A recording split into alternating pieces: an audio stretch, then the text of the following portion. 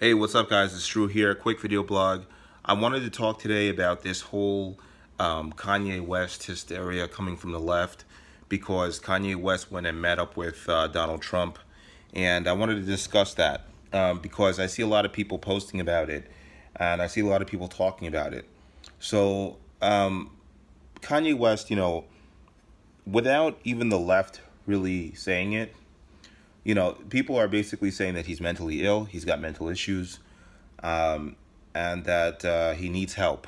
That's what people have been saying about Kanye West, that he needs help and he's got mental issues.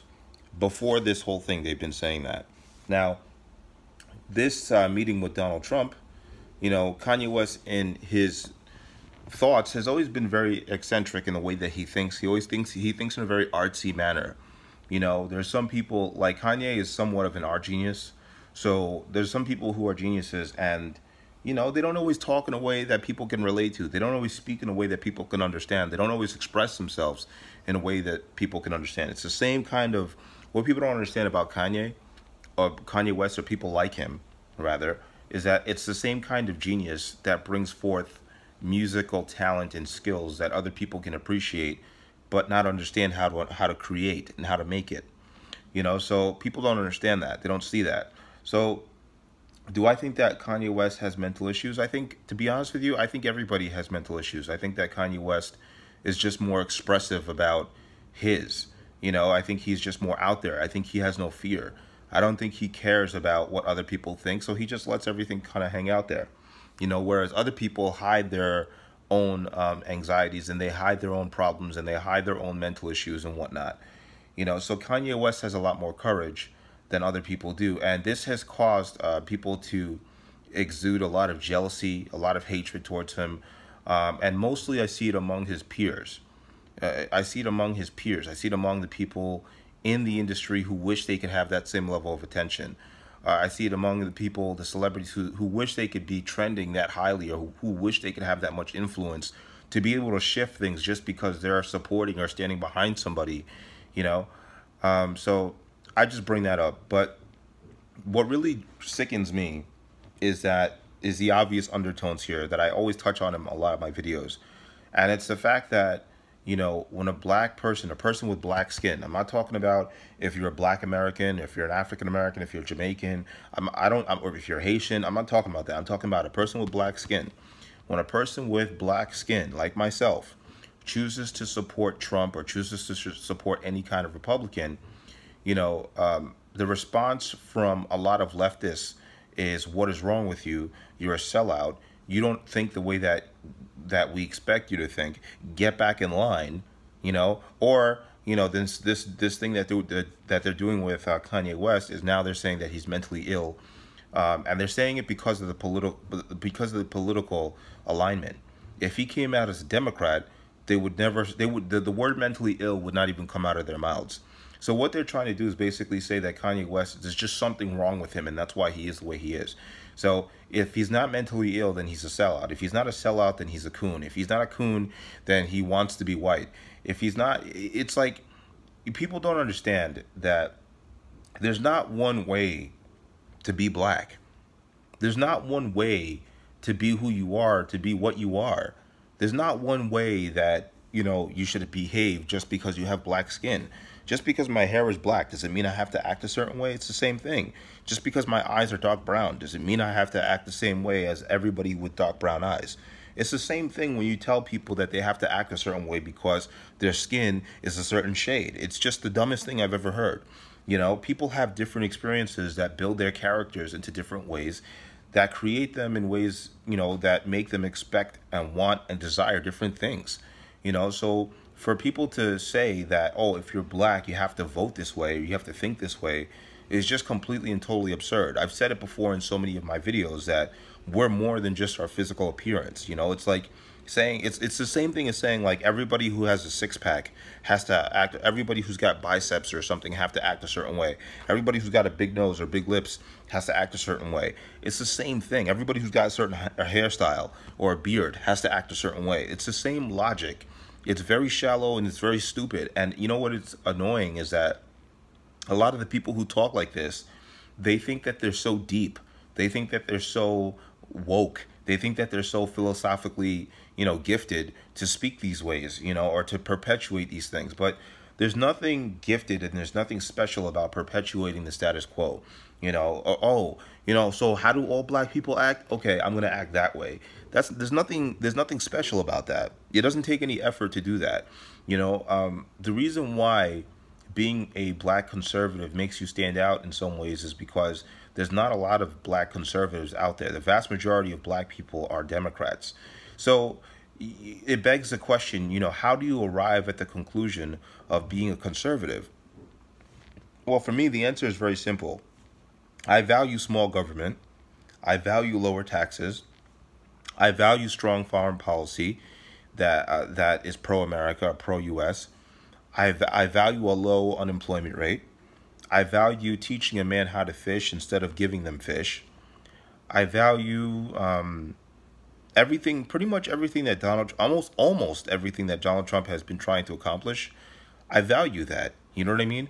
Besides that, forget that the fact that there's an undertone of Trump pretty much undoing the establishment. He's different from every other president that came before him. He's most similar to JFK, if you ask me, not in terms of his temperament and his tone of voice and the way that he behaves, but he's similar to JFK in that his goals are the same. He really wants to make the country a better place, and in order to do that, you got to root out the corruption. You got to get the swamp out, and that's exactly what he's doing. He's picking them apart. So Trump, as a result of his actions and as a result of his way of being, he attracts a lot of hatred from the swamp, and unfortunately, the liberals, I'm not even talking about the politicians. The politicians now, they're just getting beat left and right by Trump. So I'm not even really concerned about the politicians anymore, because I think Trump has them under control. But what I am kind of not really concerned about, but what I am appalled by and disgusted by, is the liberal, the followers of this ideology, the blind followers. You see people cursing out Kanye, saying, "Screw Kanye, I can't stand this guy. He's mentally ill," and yada yada yada. And then you ask them, "Why do you think that way? Why do you believe that way?"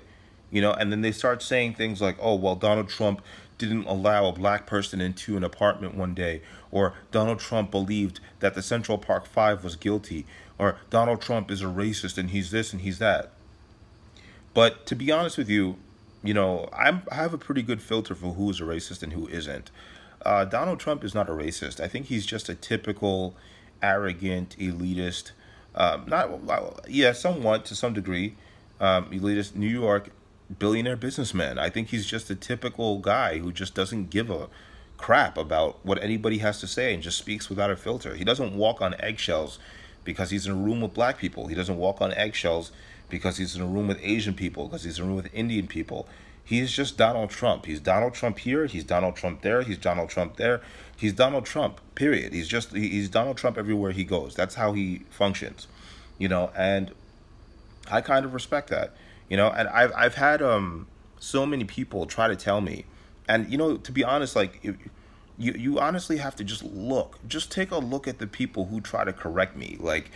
Honestly, I don't like to say that I'm better than people, but when people come at me like, "Oh, there's something wrong with you because you're supporting Trump, you're mentally ill, there's something wrong with you, terribly wrong with you because you're a black man, you're supporting Trump, you're an idiot," and yada yada. When people come at me that way, it forces me to look into their life and to understand where they're coming from, because that's what I have to do. I have to say, now, why would this person say this? And more often than not, I find that I am a lot more successful than the people who are talking this way to me.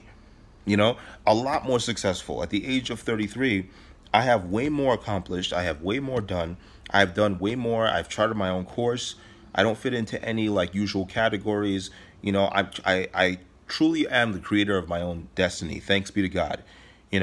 So when I talk to these people, it's when these people talk to me in such a way, it's hard for me to really respect what they're saying, because what they're saying is coming out of an insecurity. It's coming out of their need to fit in. It's coming out of their need to be accepted into society, because that's the only way that they can function. That's the only way they can justify their mediocrity or their mediocre mindset. You know, I've always thought bigger. I've always wanted, and in order for me to find and to really find my place in this world, I've had to think about, okay, what are my values? I've had to really sit down and think about it, really sit down and iron it out, really sit down and say, what do I value most? I value family. I value God. I value this. I value country. You know, I value God, family, country. You know, and which party which party perpetuates God, family, and country? It's a Republican Party. It's the conservatives. Okay, I sure you can find some hypocrites in any group, but they're the ones who support Christianity. They're the ones who support family units sticking together, the typical family unit. Okay, sticking together. They're the ones who support a strong country. You know, strong borders, strong foreign policy, lower taxes, opportunity. They're the ones who support all these policies that I support. It has nothing to do with color. It has not, that those are distractions. You know, when people say, "Oh, this person's a racist, and this person's a rapist, and this person's a sexual assaulter, and this person's a xenophobe, and this person's an Islamophobe," those are all distractions, and they don't work anymore. They, you know, the leftists, unfortunately, fortunately for us, and unfortunately for them, they've played this card out to the point where now it's like they have to bring something else to the table. So they keep catering to these like binary mindsets where, you know, you're, you know, racist, rapist, this, that. They have to slander people and smear people in order to build a political, you know, in order to build political power and momentum, which is sad. And I see through it and I don't like it. And for me, it's kind of like condescending and it's insulting to my intelligence to watch these people stand up every day and say, well, don't listen to that guy because that guy doesn't like you because of the color of your skin. I mean, what kind of idiot do you think I am? If I'm trying to find whether your policies are best for me or the best fit for me, and all you're doing, you're not even talking about your policies. All you're doing is smearing the other person, telling me how racist the other person is. All I'm going to do, if I'm an intelligent person, is I'm going to go examine the other person, find out if this person's really what you say they are. And then when I find out that they're not, I'm going to look at you and realize that you were trying to manipulate me. You know, and it's been the same repetitive pattern all the time. But a lot of people don't get there because they're not actually looking for the truth. They just simply go with it. Oh, so-and-so is racist. Oh, okay, so that I don't like so-and-so. They don't even investigate. They don't even examine it. You know? For every story where people say that Trump is racist, there's at least like 10 or 20 more that show that he's not. You know, I don't believe in absolutes. I don't believe that just because somebody does one thing that could be considered, you know, racist, or one thing that could be considered prejudice, or one thing that could be considered wrong, that it means that their whole life they're characterized by that one thing. You know what I mean? Unless it's like a heinous crime. Unless a person murders somebody simply because of the color of their skin, you know, or unless somebody, you know, like, but we're not even talking about that here. We're talking about some judgment calls and some things that were said, and he said, she said. It's just silly. At the end of the day, it's silly. You know, I gotta say, you know, if you're a liberal and you're watching this, I gotta say, you know, I'm a black man. I have black skin, and I gotta say, you're never going to be able to change my mind by telling or by asserting that I'm mentally ill, or by asserting that somehow I don't have the mental capacity to think, or by asserting or by saying that you're somehow more knowledgeable than I am. You're never going to get me to see your point of view by insulting me. Okay, it's just not going to happen. And I'm glad that finally more people in minority communities are waking up to your lies. Peace.